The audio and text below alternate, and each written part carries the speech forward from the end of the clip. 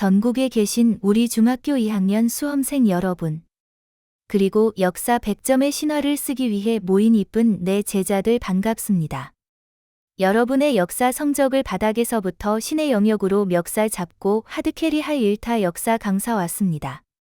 우리 친구들, 2학기 세계사 파트 들어오면서 중국 근대사 나오니까 또 머리가 어질어질하죠? 선생님, 아편 전쟁은 뭐고? 양모운동, 변법자강, 위화단 이름도 외우기 힘든 운동들이 왜 이렇게 쏟아지나요?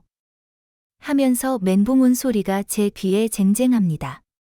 하지만 걱정 붙들어 매세요. 1타 강사가 왜 1타겠습니까?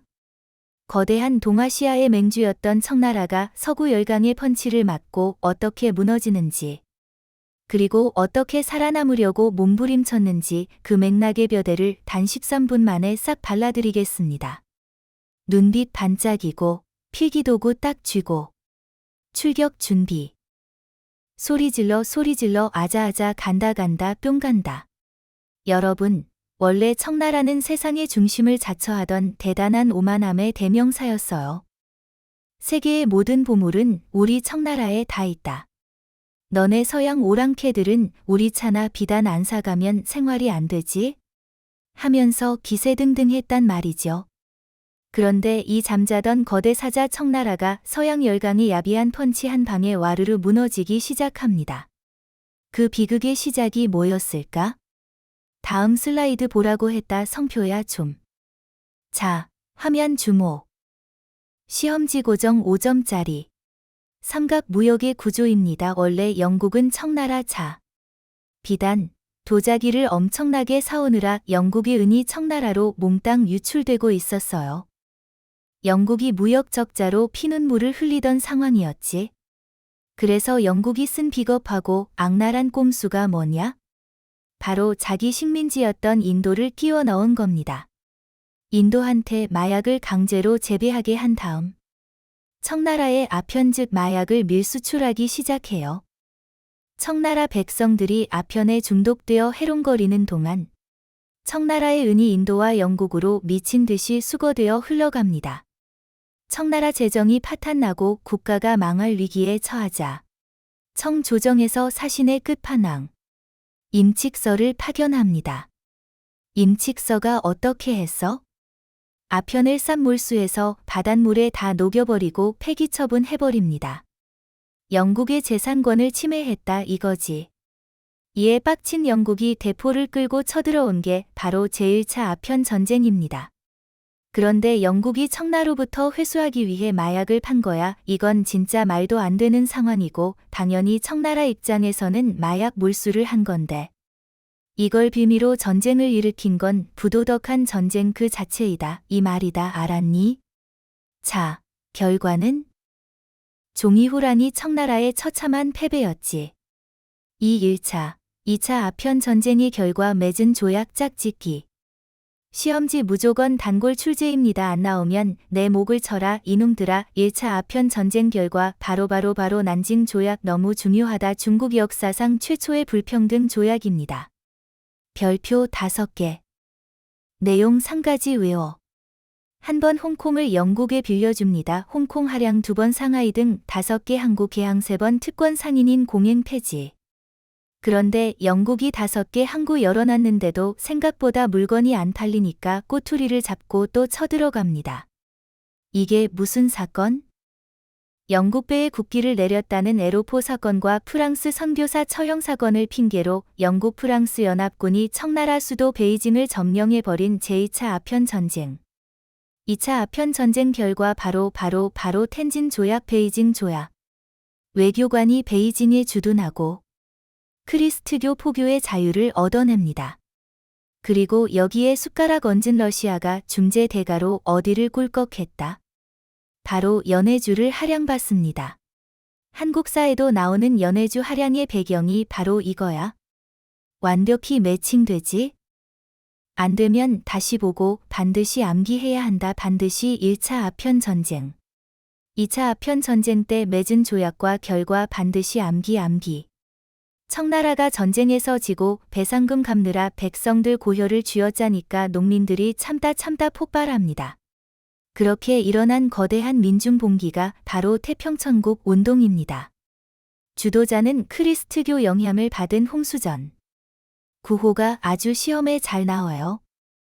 멸만응한 만주족의 청나라를 멸망시키고 한족의 나라를 다시 세우자는 뜻입니다. 그리고 농민들이 왜 홍수전을 열렬히 지지했을까? 핵심 개혁 아닌 천조전무 제도 때문입니다. 농토를 남녀 구분 없이 똑같이 나눠주자는 토지 균등 분배를 주장했거든. 남녀 평등과 전족 폐지도 외쳤고요.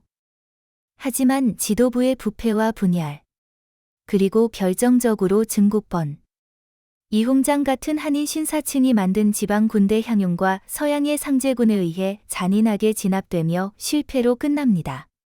멸만응한 토지 균등 분배, 향용 진압 키워드 딱 외워두세요.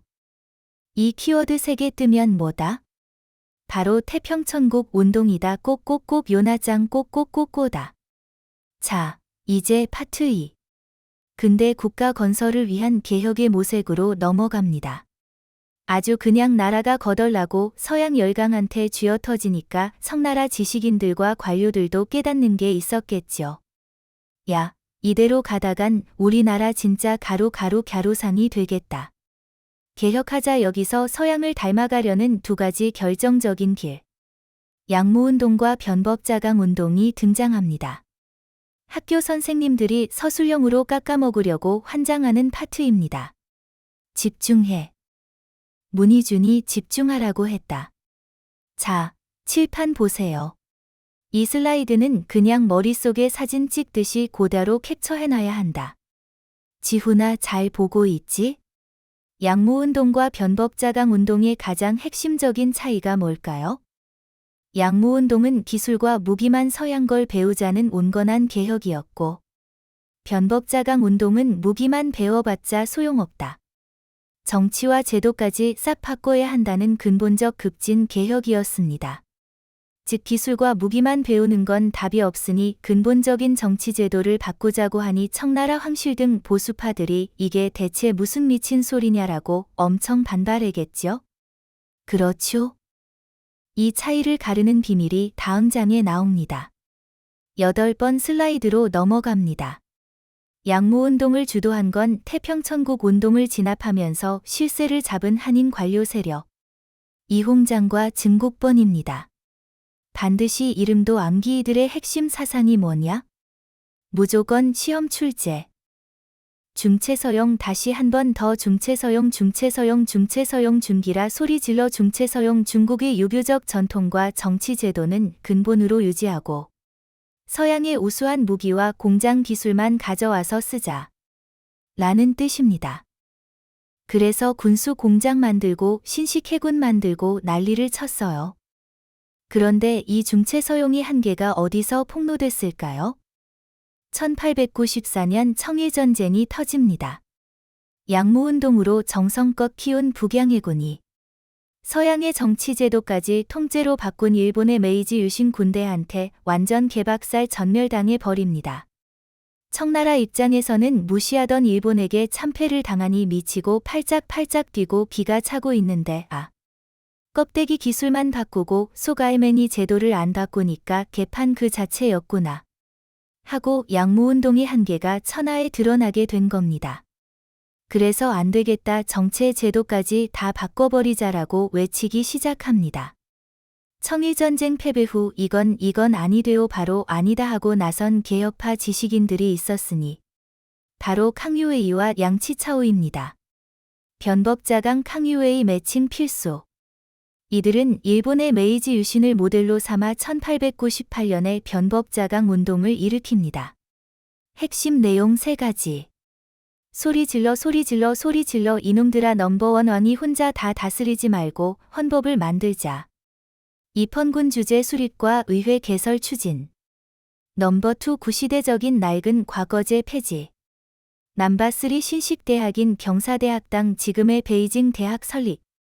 정치, 교육, 군사를 싹 개혁하려 했는데 문제점은 기득권 보수파의 권력을 뺏으려 하니까. 그 유명한 암탉 권력자 서태후를 비롯한 보수파가 쿠데타를 일으킵니다.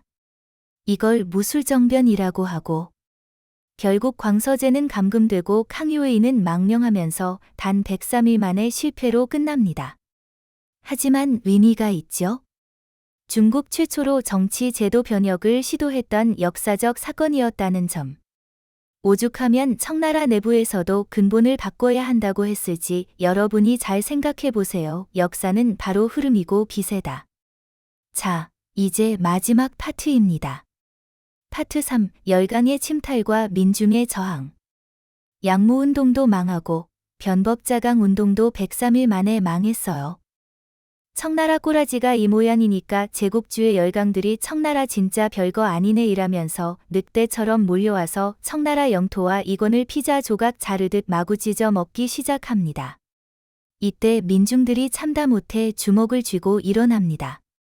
다음 슬라이드로 갑니다. 서양 놈들이 철도 깔고 교회 세우고 수탈해 가니까 비밀결사 조직인 의화단이 일어납니다. 이들은 권법 무술을 쓰던 농민 집단이었어요. 무술을 쓰면서 싸우는 사람들이었다 이렇게 보면 됩니다. 구호가 너무 중요해. 태평천국은 멸만흥한이었지? 의화단 운동의 구호는 부청멸양입니다. 청나라를 도와서 서양 세력을 몰아내자 의화단이 철도를 파괴하고 외국 공관을 습격하니까 신난 청나라의 핵심 실세 서태후가 오냐 잘한다 하고 의화단을 지원하면서 서양 열강에 선전포고를 해버려요. 결과는 영국, 미국, 프랑스, 독일, 일본 등 파국개국 연합군이 베이징으로 쳐들어와서 의화단을 무자비하게 짓밟아 버립니다. 그리고 맺은 사형선고 조약이 바로 신축조약 베이징 의정서입니다.